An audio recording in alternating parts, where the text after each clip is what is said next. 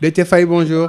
Bonjour. Vous êtes le représentant des non-alignés au niveau du dialogue politique. On évoque ces temps-ci la question du financement des partis politiques, mais aussi la suppression des villes. D'abord, est-ce que ces questions-là sont inscrites au niveau du dialogue politique? Il faut dire que la question du financement est inscrite au dialogue politique. La question maintenant des questions liées à la décentralisation, telles que la question relative aux villes, elle a fait l'objet d'échanges au niveau de la commission décentralisation du dialogue national. Mais au niveau du dialogue politique, nous avons discuté du financement des partis politiques parce que nous estimons que aujourd'hui la loi 81-17 qui régit les partis politiques est désuète. C'est à la conclusion à laquelle la commission politique est arrivée. Et que pour cela, il nous faut avoir une charte des partis politiques. Dans cette charte, il s'agira dans un premier temps de refaire la révision de la loi 81-17 sur les partis politiques. Ensuite, de prendre en compte le document que nous avons produit sur les conditions et modalités de financement public des partis politiques. Ensuite, la réactualisation de la liste des partis politiques parce que les gens disent qu'il y a 300, 400, etc. Mais chacun sait qu'il y a énormément de partis politiques qui, dans les faits, n'existent plus. Donc, le ministre de l'Intérieur doit réactualiser cette liste. Ensuite, il y a l'obligation d'appliquer, de respecter et d'appliquer la loi dans toute sa rigueur. Pourquoi nous avons dit qu'il faut que la loi soit appliquée? Si la loi 81 était régulièrement appliquée, tous les acteurs politiques se seraient rendus compte qu'elle est devenue désuète et non en conformité avec les standards aujourd'hui d'une démocratie moderne. C'est la raison pour laquelle nous pensons que cette loi doit être révisée. Nous pensons aussi que les recommandations fortes, très pertinentes faites sur le financement public doivent être prises en compte. Et à partir de ce moment-là, cette question qui fait de l'actualité aujourd'hui pourrait être dépassée très largement parce que la question serait encadrée de façon à ce qu'il n'y ait pas possibilité de permettre à ce que des lobbies ou des puissances étrangères puissent avoir la mainmise sur le jeu politique en cours au Sénégal. Dites-nous, vos propositions tournent autour d'une réforme dans quel sens? Un mode de financement direct ou bien? Ce sera un financement direct, mais qui, comme on a dit, vous savez, nous avons dit modalité de financement. Il y aura des critères d'éligibilité. Parce que quand, par exemple, vous avez 300 et quelques partis, vous ne pouvez pas dire qu'on va financer tous les partis qui ont un récépissé, qu'ils aillent aux élections ou qu'ils n'aillent pas aux élections. Parce que si vous le faites, vous encouragez la multiplication des partis. Mais nous avons défini des conditionnalités pour être éligible à ce financement. Ce qui fait que donc, ce ne sera pas simplement avoir un certain pourcentage aux élections, mais il y a une certaine norme de fonctionnement démocratique à l'intérieur des partis politiques. De ces normes seront prises en compte. Il y a aussi, par exemple, le respect de certaines dispositions telles que la tenue des congrès, donc un ensemble d'obligations et la participation aux élections. Donc il y a un ensemble de critères définis par la commission politique encadrer ce financement public des partis politiques. Par rapport au débat sur la suppression de certaines villes, quelles sont les positions des uns et des autres par rapport à ce débat aussi qui fait polémique quand même? En réalité, au niveau de la commission politique, nous n'avons pas débattu de la suppression, nous avons plutôt débattu du mode d'élection des maires. Et à ce niveau-là, nous avons retenu que le maire de ville sera la tête de liste proportionnelle. Parce que maintenant, il y aura la liste proportionnelle qui sera présentée par la ville. Et cette liste sera complétée par les quotas qui seront attribués à chaque commune constitutive de la ville en fonction de son poids démographique. Bien sûr, cette question nécessite, toutes ces questions-là nécessitent qu'on évalue l'acte 3 de la décentralisation. Et c'est la raison pour laquelle je pense qu'au lieu d'envisager ce qu'on pourrait appeler des réformettes, c'est-à-dire prendre un aspect, procéder à une réforme et aller demain en fonction des circonstances, procéder encore à d'autres réformes, ce qu'il aurait fallu faire, c'est faire une évaluation rigoureuse de l'acte 3 de la décentralisation, voir quels sont les dysfonctionnements, quelles sont les failles, quelles sont les incohérences. Parce que aujourd'hui, il y a aujourd'hui, vous le savez très bien, il y a des communes qui ne sont pas viables, ça vous le savez. Il y a des communes qui ne sont pas viables. C'est des questions de fond que les acteurs politiques devraient examiner au lieu de se situer dans des positions de prise de position partisane qui ne prennent pas en compte la véritable problématique de la décentralisation au Sénégal. Tout à fait. Aussi, par rapport donc au dialogue, où est-ce que vous en êtes vous-même, votre commission? On sait que vous avez perdu votre président, mais quand même, est-ce que les choses avancent? Oui, nous avons effectivement perdu un président d'une dimension exceptionnelle, reconnu de tous, qui a bénéficié de la confiance des acteurs politiques, ce qui a rapproché les positions et nous a permis d'aboutir aux résultats auxquels nous avons abouti. La raison pour laquelle nous continuons à prier pour le repos de son âme. Maintenant, nous avançons, parce qu'aujourd'hui, il reste simplement à valider, en ce qui concerne l'audit et l'évaluation, il reste à valider lors de notre séance de demain la liste des experts qui sont chargés de l'audit et de l'évaluation. Cet audit et cette évaluation démarreront à mi-janvier pour prendre fin certainement vers la mi-mars. Ce qui devra se faire, c'est que quand on aura terminé cet entretien pour valider la question de la durée de l'audit, certainement la plénière va se réunir pour que nous puissions lui faire restitution du travail qui a été fait. C'est sur cette base maintenant que les autres activités vont être programmées, à savoir réfléchir sur le temps qu'il nous faut pour terminer totalement le processus et pouvoir donc proposer au président de la République une date pour les élections locales. Ce sera peut-être en fin d'année. C'est à cette phase-là que nous nous trouvons. D'ici la fin d'année ou bien? Oui, nous le pensons bien parce que dès l'instant que nous sommes presque sûrs maintenant que l'audit et l'évaluation vont commencer à mi-janvier, définir le chronogramme va devenir facile. Une fois que cette activité-là va commencer, il sera facile de définir le chronogramme et de pouvoir proposer une période. Ce qui nous bloquait depuis, c'était qu'on n'avait pas la date, on ne pouvait pas savoir quand est-ce que l'audit va commencer, quand est-ce qu'il va prendre fin. Mais je crois que lorsque nous aurons réglé cette question-là, les choses seront beaucoup plus claires dans nos esprits. Merci beaucoup.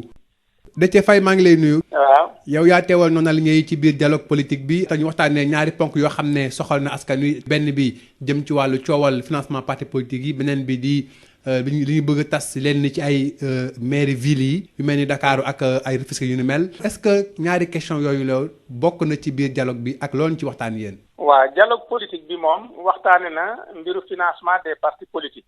waxtaane na itam maire naka lañ koy fale muy maire commune wala maire ville. waaye lu jëm ci wàllu suppression wala deedu ville loola fële ca dialogue national bi commission décentralisation ñoom ñoo amoon possibilité aborder la question mais ci dialogue politique bi nga xamee ne waxtaan nañu ci lu jëm ci wàllu financement parti yi naka la parti yi war a saytoo ba am alal joo xam ne alal ju lew lay doon joo xam ne du jóge ci borom doole yoo xam ne dañoo bëgg a teg seen loxo ci Sénégal loolu waxtaan nañ ci ba am ci ab jubóo bu yaatu ndax dañoo seetlu ne loi bi ñuy wax 81-17 bi nga xam ne moom moo organisé parti politique yi 81 la ba léegi dëppootul ak jamono.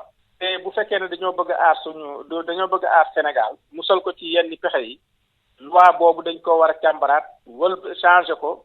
defar ko ba mu dëppoo ak li nga xam ne moom la jamono ji laaj li ci tegu wax nañu itam ci yan anam la ñu war a financer publiquement maanaam alal joo xam ne ci réew mi lay jóge ñu doon ci jox parti politique yi nga xam ne ñoom itam am na mission bu am solo boo xam ne ñu ngi koy dox ci biir réew mi mais loola du doon parti bu am récépissé rek ñu financer la ci niñ ko waxe noonu dañoo wax ne il faut que mu am ay conditions parce que boo nee parti bu ne bu rek boo amee récépissé ñu financé la kon parti politique dañuy gën a bari waaye dafa am ay conditions il faut que nga dem élection boo demee élection am na pourcentage boo war a am war nga respecter aussi normes yi nga xam ne association bu démocratique noonu lay fonctionner donc ay chartes ay conditions yu bari yoo xam ne teg nañ ko jàpp nañ ne loolu bu fekkee ne gouvernement bi taxaw na pour ñu doxal ko am na jafe-jafe yu bari ak coow lu bari loo xam ne mu ngi am ci réew mi loolu danañu féete ginnaaw.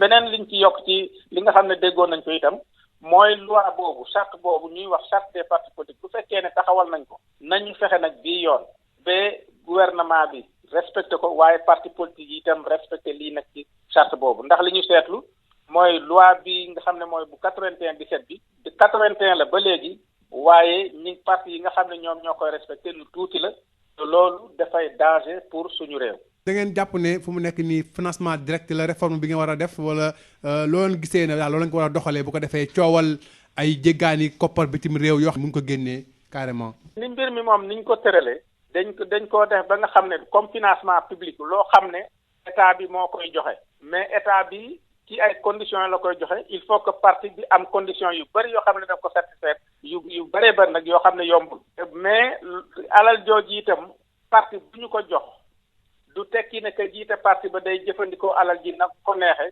li tubaab di wax traçabilité maanaam jéego fi mu jaar yépp nit ci mën koo topp ba xam ne parti bi jot na alal sàngam alal jooju ci loxo sàngam la jóge dugg ci parti bi te itam ba ko parti bi jotee fii ak fii la ko dugal loolu yépp charte bi nga xam ne déggoo nañ ci bind nañ ko ci condition yu leer a leer yoo xam ne buñ ko doxalee comme ni ma ko waxee léegi coow lu bëri ci li nga xam ne moom mooy am léegi peut-être danañ ko wan ginnaaw.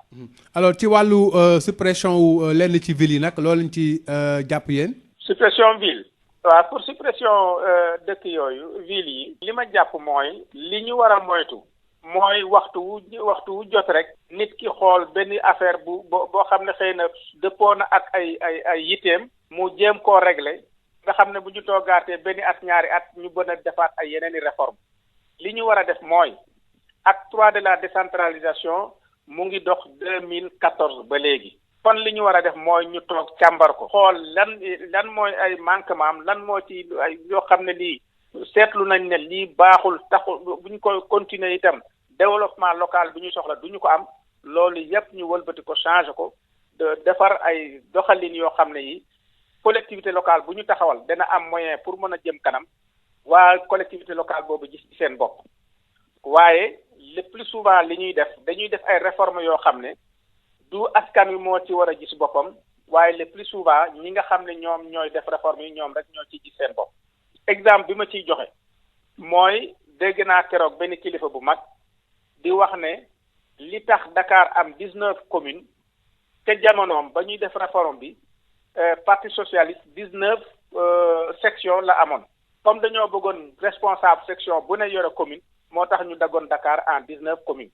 nga xam ne dagg boobu kon dagguñu ko ngir lu dëppoo ak njëriñu askan wi mais dagg boobu dañ koo dagg ngir loo xam ne dafa dëppoo ak njëriñu parti politique bu nekk au pouvoir te loolu la ñu war a moytu moo tax nañu teg acte 3 de la décentralisation càmbar ko lépp communes yi nga xam ne am nañu doole mën nañoo dund mën nañoo développer seen gox ñu xam ne yii commune mën nañoo wéy communes yi ñu war a boole ndax jàpp nañ ne yii commune bu fekkee ne bu ci nekk dafa demal boppam du dem fenn bu ñu laajee ñu communes yi dañ ko war a boole ñu boole leen pour que mu doon benn commune boo xam ne bii dina am doole mën a suqali gox ba nga xam ne moom la nekk. su dul loolu itam.